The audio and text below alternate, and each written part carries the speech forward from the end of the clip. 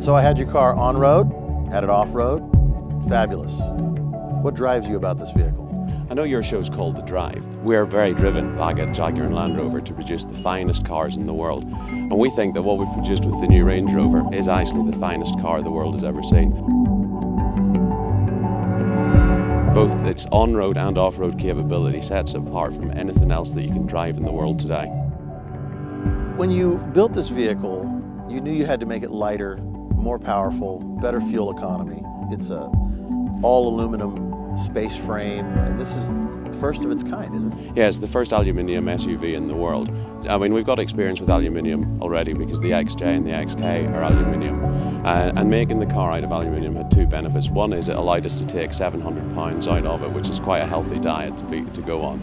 The other thing, though, as well, is because with the strength and rigidity, it helps with the driving dynamics of the car as well, because you've got a much stiffer body frame that you can put all the power and torque through. And that helps both on-road and off-road.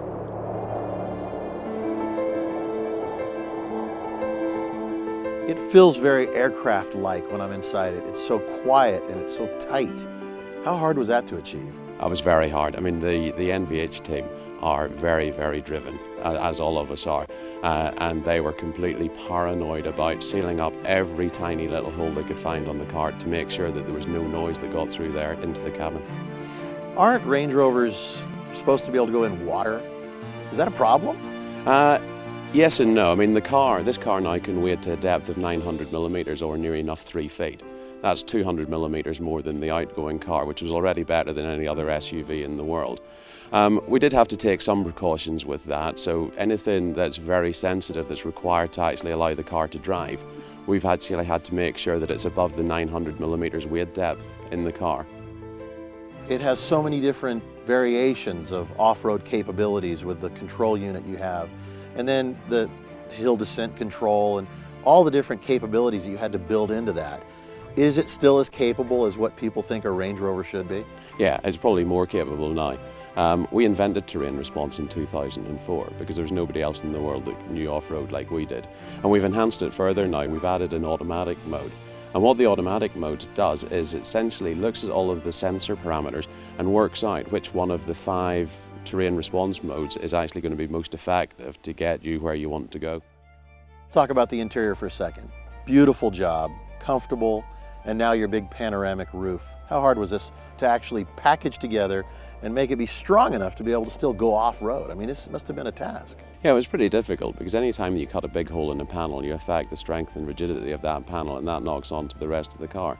With the panoramic roof, we've managed to counteract that, and it makes a real difference to the interior of the car because it's so much more light and airy. And we've also put in the back now, you've got 2 executive seat options where you've basically got more control over the seat articulation. So you really can sit in absolute luxury in the back of the car now. Let's talk about 3D sound system.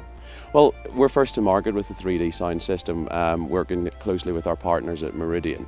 And essentially what it does now is actually we've put some extra speakers in the roof lining of the car. Surround sound's great, but surround sound just goes all around you. Now with the additional speakers, 1700 watts, 29 speakers, you get much more height in the sound stage as well.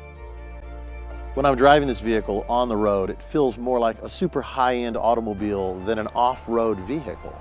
And then be able to also make it climb a hill like a billy goat.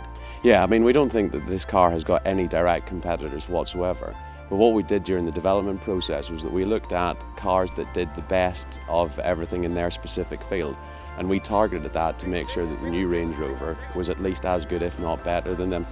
The result is what you see behind us today.